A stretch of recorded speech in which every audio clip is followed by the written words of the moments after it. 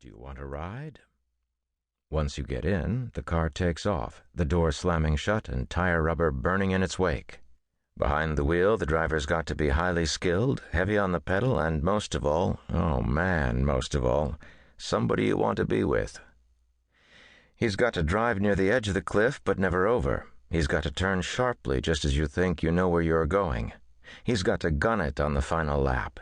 And he's got to tell you the story all along the way. If not, it's going to be a short ride. I'm here to tell you that The Butcher's Boy is not the short ride. No matter whom you are cruising with in this story, you've got your hands braced on the dashboard. There is not a single throwaway character in this book. They are all real, they are all captivating. Perry approaches his people with a less is more philosophy, never confusing description with character, cutting all of that away, and leaving only the telling details that open a window onto a true world. This economy creates momentum. The story gathers speed and moves with an unalterable urgency. All characters, all action relentlessly moving toward the same vanishing point on the horizon. They asked me to write a few pages here, but I think I could have covered it with one word: relentless. This book is a relentless journey in a car with no mirrors, no looking back. This velocity is also created by the masterly intertwining of multiple narrative tracks. Perry came out of the gate with a narrative that would offer a great challenge to any writer. How do you bond the reader to a professional hitman? How do you get the reader to get in the car with a killer? Perry answered the call by creating a character who is meticulously detailed in all ways but his name. The telling details of life on the road and on the run connect him to us. His ingenuity and skills win the day. Perry also balances the outlaw portrait with another strong character, that of the heretofore desk-bound crime analyst Elizabeth Waring. She's unsteady in her new surroundings, yet just as professional as her quarry. The juxtaposition of these two characters, as they move separately but ultimately closer and closer, is the gasoline that drives this car. It is rare that I have seen this pulled off successfully, and never with such success in a first novel. Riding along all through this story is Thomas Perry's command. The authenticity is on display on every page, in every paragraph.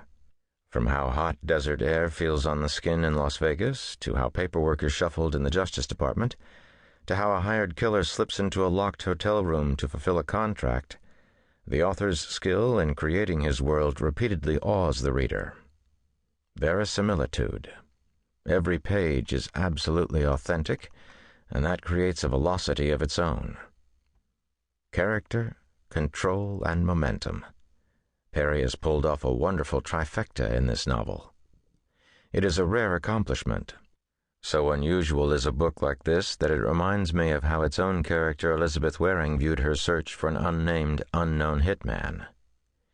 It was like trying to capture an animal that was so small and rare and elusive that you sometimes doubted that it existed. Well, Thomas Perry captures the rare animal with this book. It exists. There are no doubts.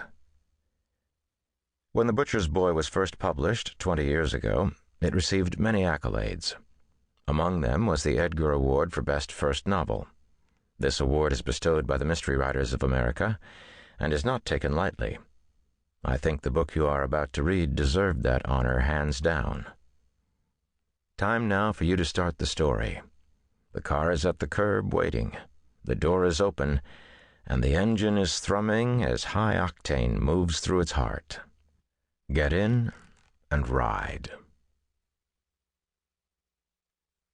For Joe. 1.